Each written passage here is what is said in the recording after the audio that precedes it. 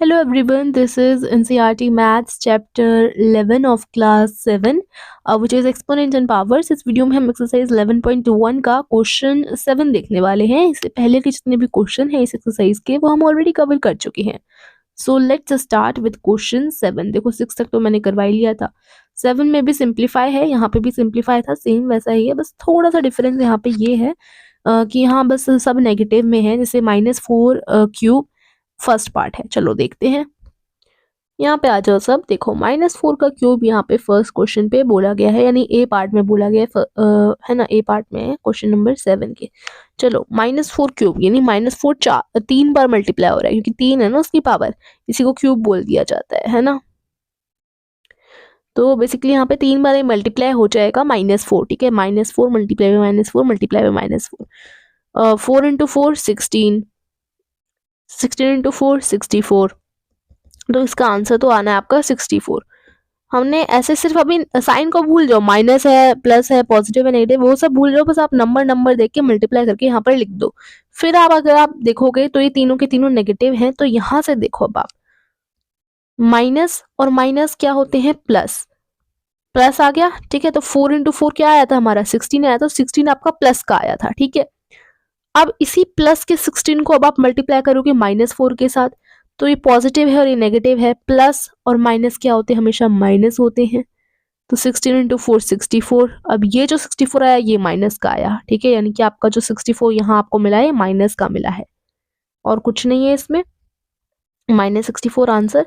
Second part है -3 multiply by -2 cube, -3 multiply by -2 cube यानी -2 3 बार multiply होगा, -2 एंड -2, ठीक है। तो 2 इंटू 2 होता है 4, 4 इंटू 2 होता है 8, ठीक है, 8 आ गया, और यहाँ पर -3 है ही ऑलरेडी।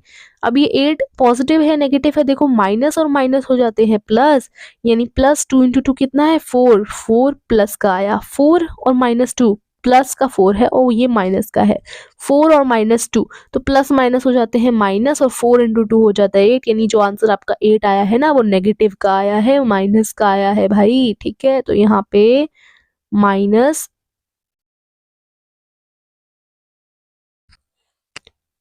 आ गया।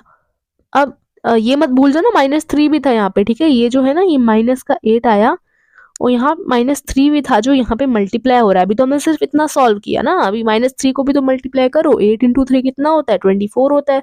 अब क्योंकि ये दोनों ही माइनस माइनस है तो ये प्लस का आएगा आंसर, ठीक है, क्योंकि माइनस माइनस होते हैं प्लस, प्लस माइनस होते हैं माइनस, माइनस प्लस होते हैं माइनस, माइनस माइनस होते हैं प्लस, तो बता ही दिया, प्लस प्लस होते हैं प्लस, ठीक है। ये सब जानते हो ना आप, ये तो बड़ा बेसिक है, ये तो आना चाहिए आप सभी को, ठीक है। तो ये +24, -3 स्क्वायर मल्टीप्लाई बाय -5 स्क्वायर। अब यहाँ पे मुझे ज़्यादा समझाने की ज़रूरत नहीं लग रही है, आई होप आपको क्लियर हो गया होगा। -3 2 बार मल्टीप्लाई हो रहा है, -5 भी 2 बार मल्टीप्लाई हो रहा है, क्योंकि दोनों माइनस माइनस है तो आंसर आपका प्लस में आएगा, और 3 इंटू 3 होता है 9, यानी प्लस का 9, और यहाँ भी दोनों माइनस के हैं तो आंसर आपका प्लस में आएगा, और 5 इंटू 5 होता है 25, यानी प्लस का 25। अब +9 और +25 आपस में मल्टीप्लाई हो रहे हैं, तो प्लस प्लस क्या ही बात है भाई, पॉजिटिव में ही आना है आपका आंसर।